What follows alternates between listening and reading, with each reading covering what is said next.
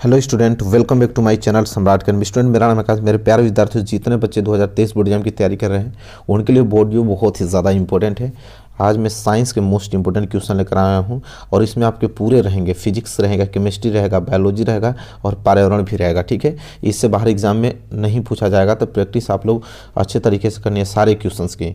मुझसे पहले ही आप लोगों को आंसर बताना है और लास्ट में जरूर शेयर करना है कि कितना क्वेश्चन आपने सही किया है। ठीक है, अगर इतना क्वेश्चन कर लेते हो 100% मेरी गारंटी है कि इस बार आप लोगों का 20 में 20 नंबर 100% ऑब्जेक्टिव क्वेश्चन पक्का है, कोई रोक नहीं सकता है। ठीक है, तो चलिए वीडियो को लाइक कर दीजिए, चैनल पर नए तो चैनल को सब्सक्राइब करके बेल आइकन को प्रेस कर लीजिए। पहला प्रश्न पढ़ते हैं और आंसर देने के लिए बिल्कुल तैयार रहिए आप लोग। पहला प्रश्न यह है कि धावन सोडा का रासायनिक नाम है। धावन सोडा का रासायनिक नाम है, option A sodium chloride, option B sodium carbonate, option C sodium bicarbonate, option D sodium hydroxide. बताइए पहले क्वेश्चन का राइट आंसर क्या होगा। तो मेरे प्यारे विद्यार्थियों, सबको मालूम है कि हमसे पूछ रहा है धावन सोडा, और धावन सोडा का रासायनिक नाम होता है आप लोगों का सोडियम कार्बोनेट। क्या होता है? सोडियम कार्बोनेट, याद रखिएगा, बहुत ही ज़्यादा इम्पोर्टेंट है। चलिए बढ़ेंगे अगले प्रश्न की तरफ। प्रश्न नंबर दूसरा, देखिए प्रश्न नंबर दूसरा क्या है कि फफोलेदार तांबे में कॉपर की प्रतिशत मात्रा होती है। अगर फफोलेदार तांबा है तो उसमें कॉपर की कितनी प्रतिशत मात्रा होती है? Option 98%, option B 2%, option C 70%, option D 30%। तो मेरे प्यारे विद्यार्थियों, जल्दी से कमेंट करके बताइए क्वेश्चन में दूसरे का राइट आंसर क्या होगा। तो हो जाएगा 98%, क्योंकि फफोलेदार तांबे में कॉपर की सबसे अधिक मात्रा होती है। कितना? लगभग 98% होती है। ठीक है, चलिए बढ़ेंगे अगले प्रश्न की तरफ। प्रश्न नंबर देखिए यहाँ पे तीसरा। प्रश्न नंबर तीसरा कह रहा है यहाँ पे कि पराग कोश में होते हैं।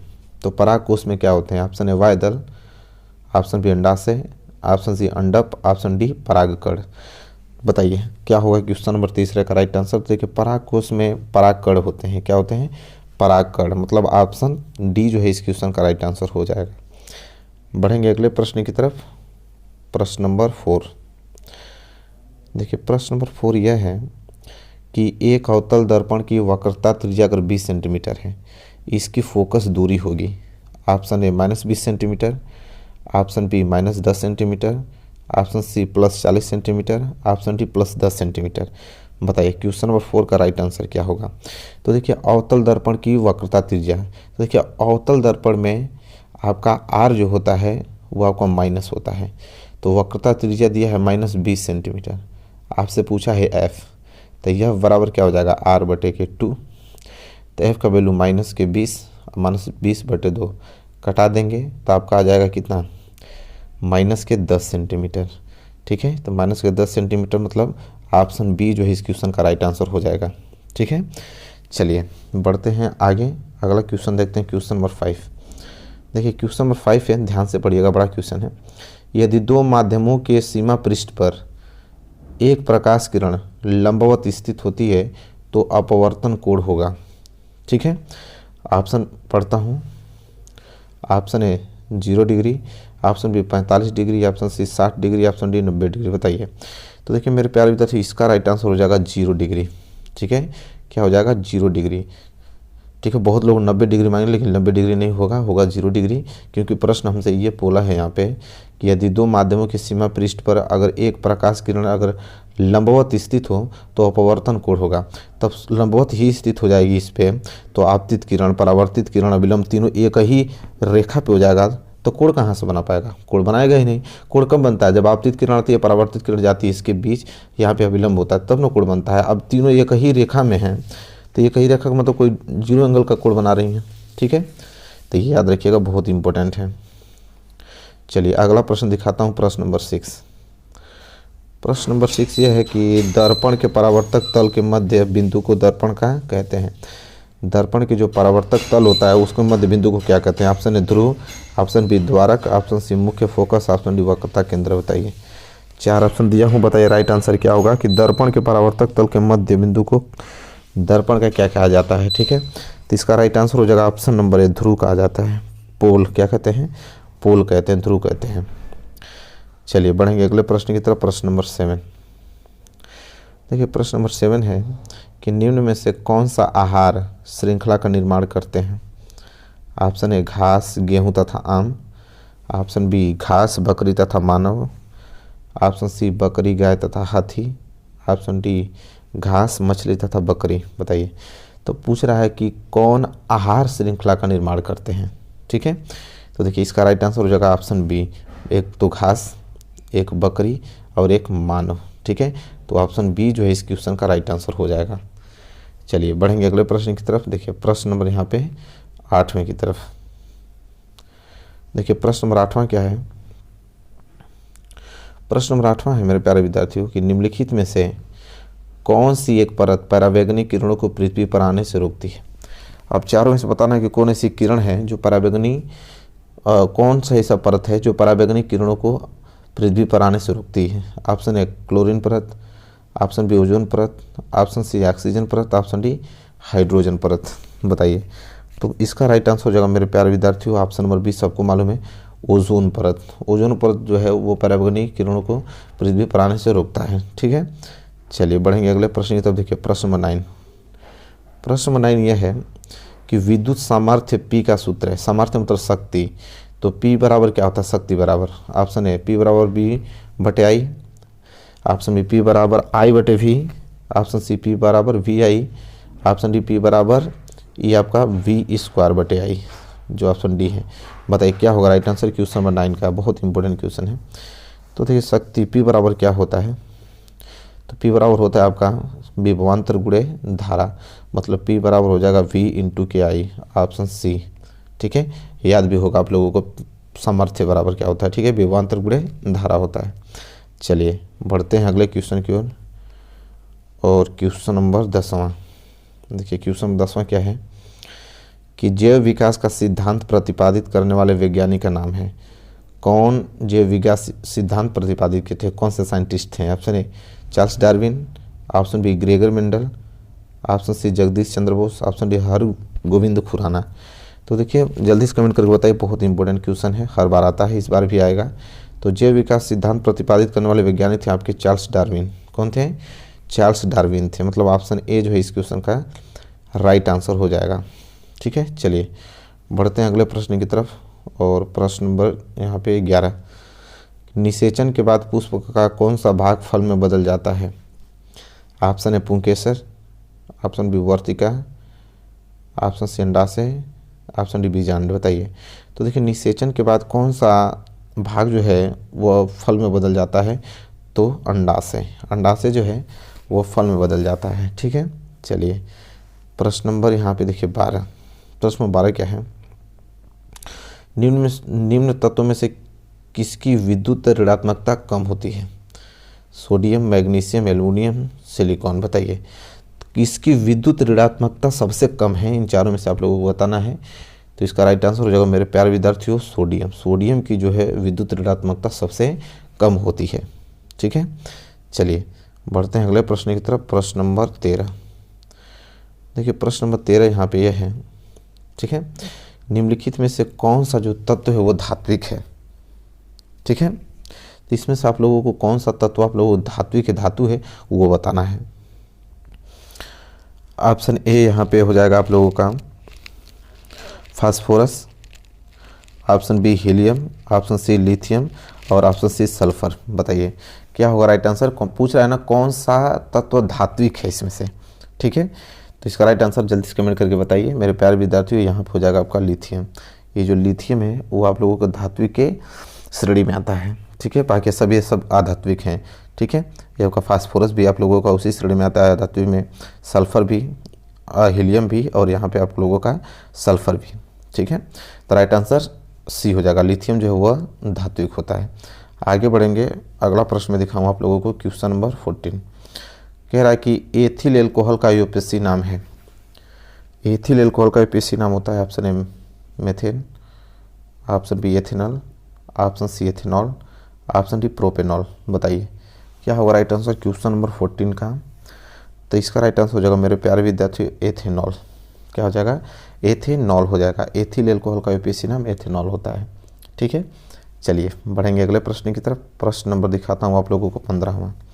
देखिए प्रश्न नंबर 15वां है, कह रहा है कि कांच का अपवर्तनांक अधिकतम होता है। कांच का अपवर्तनांक अधिकतम होता है ऑप्शन ए लाल रंग के लिए, ऑप्शन बी पीले रंग के लिए, ऑप्शन सी बैगनी रंग के लिए, ऑप्शन डी हरे रंग के लिए। बताइए क्या होगा राइट आंसर क्वेश्चन नंबर 15 का। ठीक है, तो देखिए किसका पूर्णांक सबसे अधिक होता है, तो बैगनी रंग का। तो ऑप्शन सी जो है इस क्वेश्चन का राइट आंसर हो जाएगा। इसी के साथ बढ़ेंगे अगले प्रश्न की तरफ। प्रश्न नंबर 16। देखिए प्रश्न नंबर 16 यह है कि विद्युत मोटर परिवर्तित करता है, जो मोटर लगा होता है जिससे हम लोगों का पंखा चलता है वो परिवर्तित करता है। ऑप्शन ए रासायनिक ऊर्जा को यांत्रिक ऊर्जा में, ऑप्शन बी यांत्रिक ऊर्जा को रासायनिक ऊर्जा में, ऑप्शन सी यांत्रिक ऊर्जा को विद्युत ऊर्जा में, ऑप्शन डी विद्युत ऊर्जा को यांत्रिक ऊर्जा में। बताइए क्या होगा राइट आंसर क्वेश्चन नंबर 16 का। तो सबको मालूम है कि पहले हम लोग उसको क्या देते हैं, विद्युत ऊर्जा देते हैं, तब जाके वो हवा में बदलता हूँ तो यांत्रिक ऊर्जा में। मतलब ऑप्शन डी जो है इस क्वेश्चन का राइट आंसर हो जाएगा। ठीक है, तो विद्युत मोटर परिवर्तित करता है विद्युत ऊर्जा को किस में है, यांत्रिक ऊर्जा में चेंज करता है। चलिए प्रश्न नंबर 17। देखिए प्रश्न नंबर 17 है कि ओम के नियम के अनुसार विभवांतर V और धारा I के बीच ग्राफ होगा। ओम ने जो नियम दिए थे विभवांतर और धारा के बीच, उन्होंने पूछा इक्वेशन की ग्राफ कैसा बना था। ऑप्शन ए सरल रेखा, ऑप्शन बी वृत्त, ऑप्शन सी अर्धवृत्त, ऑप्शन डी लगातार दिशा बदलती रेखा। सबको मालूम है कि उन्होंने जो नियम दिया था V तथा I के बीच, तो वहाँ पर उन्होंने देखा तो एक सरल रेखा जा रही थी। ठीक है, मतलब ऑप्शन ए जो है इस क्वेश्चन का राइट आंसर हो जाएगा। चलिए बढ़ते हैं अगले प्रश्न की। तो प्रश्न नंबर 18। प्रश्न नंबर 18 यह है विद्युत शक्ति का मात्रक होता है। शक्ति मतलब पावर, पावर का मात्रक क्या होता है। Option A volt, option B watt, option C ampere, option D ohm. बताइए क्या होगा राइट आंसर। तो मेरे प्यारे विद्यार्थी इसका राइट आंसर हो जाएगा यहाँ पे ऑप्शन बी 18 का बी वाट। ठीक है, ये वोल्ट किसका मात्रक होता है, ये विभवांतर का होता है। ठीक है, एम्पियर किसका होता है, धारा का होता है। यह ओम किसका होता है, प्रतिरोध का होता है। ठीक है, याद होना चाहिए आप लोगों को। हालांकि हमसे शक्ति का पूछा है तो शक्ति का क्या हो जाएगा, वाट हो जाएगा। चलिए हम बढ़ेंगे अगले प्रश्न की। तो प्रश्न नंबर 19। देखिए प्रश्न 19 है विद्युत धारा उत्पन्न करने की युक्ति है। विद्युत धारा कौन उत्पन्न करती है। ऑप्शन ए जनित्र, option B galvanometer, option C ammeter, option D motor. ठीक है, तो देखिए विद्युत धारा उत्पन्न करने की युक्ति आप लोगों को क्या है, जनित्र है। ठीक है, जनित्र, जनरेटर, क्योंकि हम लोग उसमें यांत्रिक ऊर्जा देते हैं और वो चेंज हो जाता है किस में, विद्युत ऊर्जा में चेंज हो जाता है। तो विद्युत धारा उत्पन्न करने की युक्ति जनित्र होता है, याद रखिएगा, बहुत इंपॉर्टेंट क्वेश्चन है। चलिए प्रश्न नंबर 20वां। प्रश्न 20वां पूछा है कि डीएनए पाया जाता है। ठीक है, डीएनए पाया जाता है कहाँ पे। ऑप्शन पढ़ता हूँ, बताइएगा तुरंत आप लोग। ऑप्शन ए कोशिका द्रव्य में, ऑप्शन बी केंद्रक द्रव्य में, ऑप्शन सी केंद्रिका में, ऑप्शन डी केंद्रक में। बताइए डीएनए पाया जाता है, बहुत इंपॉर्टेंट क्वेश्चन है। देखिए डीएनए मेरे प्यारे विद्यार्थियों केंद्रक में पाया जाता है। ऑप्शन डी जो है इस क्वेश्चन का राइट आंसर हो जाएगा। बढ़ेंगे उसी के साथ अगले प्रश्न की। तो प्रश्न 28। ठीक है, 21 जो है कह रहा है कि प्रतिरोधों के समांतर संयोजन में समान होता है। ठीक है, अगर प्रतिरोधों को आपने समांतर क्रम में जोड़ा है तो उसमें कौन सा आपको समान देखने को मिलेगा। ऑप्शन ए धारा, ऑप्शन बी विभवांतर, और ऑप्शन सी आवेश, कि ऑप्शन डी इनमें से कोई नहीं। बताइए क्या होगा राइट आंसर क्वेश्चन नंबर 21। बहुत इंपॉर्टेंट क्वेश्चन है। तो देखिए समांतर क्रम की बात कर रहा है। जब ऐसे एक समांतर क्रम में अगर हम लोग कई प्रतिरोध को जोड़ दें तो उसमें आप देखने को मिलेगा कि कौन सा चीज़ समान होता है। मेरे प्यारे विद्यार्थी सबको मालूम विभवांतर जो है आप लोगों का समान देखने को मिलेगा। इसमें धारा तो सब में अलग अलग जाएंगे, आई इसमें जाएगा अलग, इसमें आ जाएगा। ठीक है, लेकिन विभवांतर सब में क्या होगा, समान जाएगा। याद रखिएगा, बहुत इंपॉर्टेंट प्रश्न है। ठीक है, चलिए बढ़ते हैं अगले प्रश्न की तरफ। और प्रश्न नंबर यहाँ पे 22। देखिए प्रश्न नंबर 22 यहाँ पे क्वेश्चन पूछा है, छोटा सा क्वेश्चन है कि ये पूछा है कि 1.5 वोल्ट विद्युत वाहक बल के सेल को आंतरिक प्रतिरोध 3 ओम है। ठीक है, तो सेल से प्राप्त धारा का मान ज्ञात कीजिए। ठीक है, option A 1.5 ampere, option B 0.5 ampere, option C जो है 3.0 ampere, option D 3 milliampere. बताइए क्या होगा राइट आंसर क्वेश्चन नंबर 22 का। तो देखिए यहाँ पे हमें वोल्ट दिया है, मतलब विभवांतर दिया है 1.5 वोल्ट, और प्रतिरोध आर भी दिया है हमको, कितना 3 दिया है। ठीक है, हमसे पूछ रहा है यहाँ पे आई। ठीक है, तो आई बराबर क्या हो जाएगा, V/R। ठीक है, ओम के नियम से, क्योंकि ओम का नियम क्या कहता है, आई बराबर VR। अब देखिए यहाँ पे इस तरह लगाइए, ओम का नियम क्या कहता है, वी बराबर आई आर, ठीक है, ये ओम का नियम है। यहाँ से वी का वैल्यू आपको दिया है 1.5, आई का वैल्यू पूछा है, आर का वैल्यू दिया है 3, तो यह यहाँ पे चला जाएगा भाग में, तो यहाँ 10 उठाएंगे तो ये 0 आ जाएगा। तो 15 कम 15 और 15 दूनी के 30, 1/2, 1/2 का मतलब 0.5, ठीक है, मतलब ऑप्शन बी जो है इस क्वेश्चन का राइट आंसर हो जाएगा। ठीक है, चलिए बढ़ेंगे अगले प्रश्न की तरफ। प्रश्न नंबर 23। प्रश्न 23 है यहाँ पे कि विद्युत चुंबकीय प्रेरण में एक कुंडली में प्रेरित विद्युत वाहक बल अनुक्रमणपाती होता है। तो किसी विद्युत चुंबकीय प्रेरण में एक कुंडली में प्रेरित विद्युत वाहक बल अनुक्रमणपाती होता है किसके? ऑप्शन ए चुंबकीय फ्लक्स के, ऑप्शन बी परिपथ के प्रतिरोध के, ऑप्शन सी चुंबकीय फ्लक्स में परिवर्तन के, ऑप्शन डी चुंबकीय फ्लक्स में परिवर्तन की दर के। ठीक है, तो मेरे प्यारे विद्यार्थी इसका राइट आंसर हो जाएगा ऑप्शन नंबर डी, क्योंकि चुंबकीय फ्लक्स में परिवर्तन की दर के अनुक्रमणपाती होता है। ठीक है, चलिए बढ़ेंगे अगले प्रश्न की तरफ। प्रश्न नंबर 24 है कि चुंबकीय बल रेखाएं ऑप्शन ए सदैव समांतर होती हैं, ऑप्शन बी एक बिंदु पर मिलती हैं, ऑप्शन सी एक दूसरे को कभी नहीं काटती हैं, ऑप्शन डी परस्पर काटती हैं। बताइए क्वेश्चन नंबर 24 का राइट आंसर क्या होगा? तो ये चुंबकीय बल रेखाएं होती हैं ना, वो एक दूसरे को कभी नहीं काटती हैं, एक दूसरे को कभी नहीं काटती हैं। जैसे चुंबकीय एक रॉड ले लेता हूँ तो उसमें ऐसे निकलता है, ठीक है, ऐसे जाता है, ऐसे आता है, ठीक है, वो एक दूसरे को कभी काटता नहीं है। ठीक है, चलिए तो क्या हो जाएगा? ऑप्शन सी, वो एक दूसरे को कभी नहीं काटती हैं। चलिए बढ़ेंगे अगले प्रश्न की तरफ। प्रश्न नंबर यहाँ पे दिखा दूँ आपको 25 है, मनुष्यों में लार ग्रंथियाँ की संख्या होती है। मनुष्य में कितनी लार ग्रंथि पाई जाती है? ऑप्शन ए 2 जोड़ी, ऑप्शन बी 3 जोड़ी, ऑप्शन सी 4 जोड़ी, ऑप्शन डी 5 जोड़ी। बताइए कि उसमें 25 का राइट आंसर क्या होगा? तो इसका हो जाएगा मेरे प्यारे विद्यार्थियों यहाँ पे 3 जोड़ी। ठीक है, तो मनुष्य में लार की ग्रंथियों की संख्या कितनी पाई जाती है?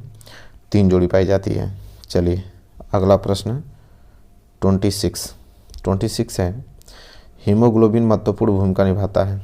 हीमोग्लोबिन जो होता है महत्वपूर्ण भूमिका निभाता है। ऑप्शन ए उत्सर्जन में, ऑप्शन बी श्वसन में, ऑप्शन डी पाचन में, ऑप्शन डी वृद्धि में। सबको मालूम है कि हीमोग्लोबिन का कार्य क्या होता है? तो हीमोग्लोबिन का कार्य होता है श्वसन में, ऑक्सीजन को ले जाना, कार्बन डाइऑक्साइड को छोड़ना। ठीक है, गैसों का संवहन करना, मतलब श्वसन में। चलिए बढ़ेंगे अगले प्रश्न की। तो प्रश्न 27 है कि मनुष्य में वृक्क एक तंत्र का भाग है जो संबंधित है। हमारे शरीर में वृक्क मतलब किडनी किससे संबंधित है? ऑप्शन ए पोषण से, ऑप्शन बी श्वसन में, ऑप्शन सी उत्सर्जन में, ऑप्शन डी परिवहन में। बताइए कि उसमें 27 का राइट आंसर क्या होगा? सबको मालूम है कि भैया उत्सर्जन में होगा। ठीक है, टॉयलेट हम लोगों का किडनी में ही बनता है। ठीक है, तो उत्सर्जन से संबंधित है वृक्क, जिसे किडनी कहते हैं। ठीक है, चलिए बढ़ेंगे प्रश्न 28। प्रश्न 28 है कि प्रकाश का वेग निम्न में से किस माध्यम में सबसे अधिक होता है? ऑप्शन ए वायु, ऑप्शन बी जल, ऑप्शन सी कांच, ऑप्शन डी निर्वात। तो प्रकाश का वेग सबसे अधिक किस माध्यम में होगा? जिसमें बहुत ही ज़्यादा आप लोगों का विरल माध्यम होगा, और विरल माध्यम इस चारों में सबसे ज़्यादा निर्वात में है। निर्वात में बिल्कुल कुछ कण ही नहीं होता, बिल्कुल खाली होता है।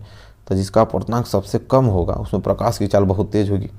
तो किस में हो जाएगा? निर्वात में। कितना होता है? 3 × 10⁸ मीटर पर सेकेंड होता है, ये भी याद रखिएगा। चलिए बढ़ेंगे अगले प्रश्न की तरफ। प्रश्न 29 कह रहा है कि निम्नलिखित में से असंतृप्त यौगिक है। असंतृप्त यौगिक पूछ रहा है। Option A ethane, option B methane, option C ethylene, option D ethyl alcohol. बताइए क्वेश्चन नंबर 29 का राइट आंसर क्या होगा? वेरी मोस्ट इंपोर्टेंट क्वेश्चन है। तो हो जाएगा मेरे प्यारे विद्यार्थी एथिलीन। निम्नलिखित में से असंतृप्त यौगिक कौन है? एथिलीन है। चलिए देखते हैं अगला क्वेश्चन नंबर 30 कह रहा है कि सामान्य आँख के लिए दूर बिंदु होता है। अगर आपकी आंखें स्वस्थ हैं तो आप कितना दूर तक देख सकते हो, ये पूछ रहा है। Option A 25 centimetre, option B 50 centimetre, option C 100 centimetre, option D अनंत पर। तो नॉर्मल क्वेश्चन है, सब लोग बताएंगे कि अगर आपका आंख स्वस्थ है तो आप अनंत दूरी तक देख सकते हो। जैसे हम लोग चंद्रमा को देख लेते हैं, पृथ्वी को देख लेते हैं, तो बहुत सारा दूरी है ना हम लोग से यहाँ से। तो अनंत, सामान्य आँख के लिए दूर बिंदु होता है अनंत। निकट बिंदु अगर पूछ देता तो 25 सेंटी मार देते हैं। ठीक है, लेकिन दूर बिंदु पूछा है तो अनंत पर मारेंगे। ठीक है, तो जैसा कि देखा आपने 30 क्वेश्चन हमने इंपॉर्टेंट क्वेश्चन कराया। बताइए 30 में से कितना क्वेश्चन आपने सही किया है? कितना क्वेश्चन आपने गलत किया है, ठीक है। लेकिन वीडियो को आपको शेयर करना ही पड़ेगा, चैनल पर नहीं तो चैनल को सब्सक्राइब करना ही पड़ेगा आप लोगों को। मिलेंगे नेक्स्ट वीडियो में, तब तक के लिए धन्यवाद।